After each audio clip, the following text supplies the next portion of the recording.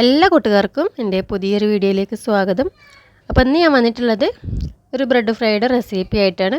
സാധാരണ നമ്മൾ bread fry ചെയ്തതിൽ നിന്നും കുറച്ച് വ്യത്യസ്തമായിട്ടാണ് ഈ ഒരു ബ്രെഡ് ഫ്രൈ ചെയ്തെടുക്കുന്നത്.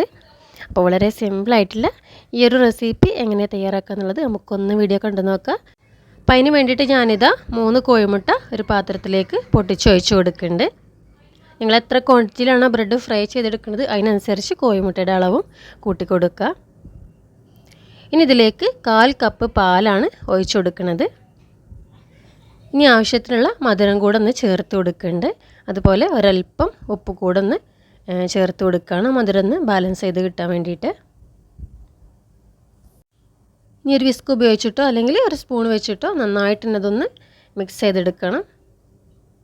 നല്ല രീതിയിൽ തന്നെ എന്ത് ചെയ്യുക, ഒന്ന് ബീറ്റ് ചെയ്തിട്ടെടുക്കുക. ഞാനിപ്പോൾ നന്നായിട്ട് തന്നെ മിക്സ് ചെയ്തെടുത്തിട്ടുണ്ട്. ഇനി നമുക്ക് ബ്രെഡ് ഫ്രൈ ചെയ്ത് തുടങ്ങാം. ഞാനിപ്പോൾ ബ്രെഡിൻ്റെ ഓരോ സ്ലൈസ് എടുത്തിട്ട് ഇതിലൊന്ന് നന്നായിട്ട് തന്നെ ഡിപ്പ് ചെയ്തെടുക്കുകയാണ്.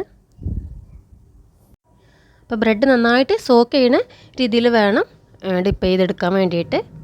ശേഷം എന്താ പാനിൽ വെച്ചിട്ട് ഫ്രൈ ചെയ്തെടുക്കുകയാണ്. പാനിൽ ഒരല്പം നെയ്യാണ് ഒഴിച്ചു കൊടുത്തിട്ടുള്ളത്. ഇതിന് പകരം വെളിച്ചെണ്ണ വേണമെങ്കിൽ യൂസ് ചെയ്യുക. ഇനിയിപ്പോൾ ചെയ്യാൻ പോണത് ഇതുപോലെ എന്ത് ചെയ്യാണ്, വേറൊരു ബ്രെഡ് കൂടെ നന്നായിട്ട് ഡിപ്പ് ചെയ്തെടുത്തിട്ട് ഇതിന് മുകളിലായിട്ട് ഒന്ന് വെച്ച് കൊടുക്കുകയാണ്. അപ്പോൾ ഈ ഒരു ബ്രെഡ് ഫ്രൈ സാധാരണ നമ്മൾ ചെയ്തെടുക്കാറുള്ളത് തന്നെയാണ്, പക്ഷേ നമ്മൾ ഓരോന്ന് വെച്ചിട്ടാണ് ഫ്രൈ ചെയ്യാറുള്ളത്. അപ്പോൾ ഇത് ചെയ്തെടുക്കുന്നത് 2 എണ്ണം വീതം വെച്ചിട്ടാണ്. പിന്നെ ശ്രദ്ധിക്കേണ്ടത് ലോ ഫ്ലെയിമിൽ വെച്ചിട്ട് വേണം ഫ്രൈ ചെയ്തെടുക്കാൻ വേണ്ടിയിട്ട്. അതുപോലെ ഇടയ്ക്കിടയ്ക്ക് തിരിച്ച് മറിച്ചിട്ട് കൊടുത്തിട്ട് എന്ത് ചെയ്യുക, ഫ്രൈ ചെയ്തെടുക്കുക. ബ്രെഡൊക്കെ മുട്ടയുടെ ആ ഒരു മിക്സറിൽ നന്നായിട്ട് സോക്ക് ചെയ്തതുകൊണ്ട് തന്നെ നമ്മളിത് തിരിച്ചിട്ട് കൊടുക്കുന്ന സമയത്ത് ഇത് വിട്ടു പോരുന്നുള്ള പേടിയൊന്നും വേണ്ട. അപ്പോൾ അതാ ഞാനൊന്ന് തിരിച്ചിട്ട് കൊടുത്തിട്ടുണ്ട്. എല്ലാ ഭാഗവും ഗോൾഡൻ കളർ ആവുന്നത് വരെ എന്ത് ചെയ്യണം, ഫ്രൈ ചെയ്തെടുക്കുക.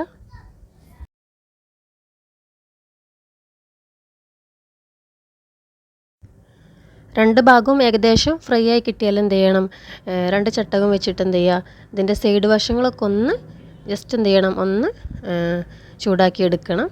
4 ഭാഗവും ഇതുപോലെ ഒന്ന് ചെയ്തെടുക്കുകയാണ്. ഞാനിതാ 2 ബ്രെഡും ഇതുപോലെ ചെയ്തെടുത്തിട്ടുണ്ട്.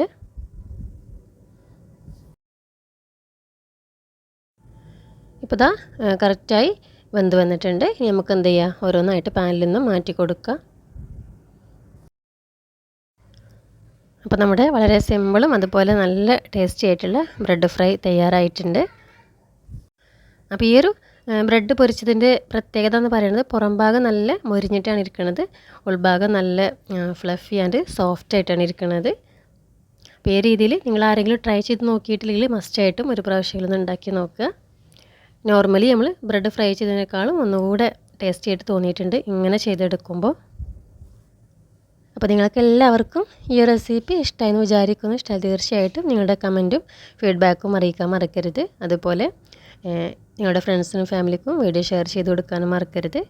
ഇനി പുതിയ റെസിപ്പിയുമായി മറ്റൊരു വീഡിയോയിൽ വീണ്ടും കാണാം. അതുവരെ എല്ലാവർക്കും നല്ലൊരു ദിവസം ആശംസിച്ചുകൊണ്ട് ഇന്നത്തെ വീഡിയോ നിർത്തുന്നു.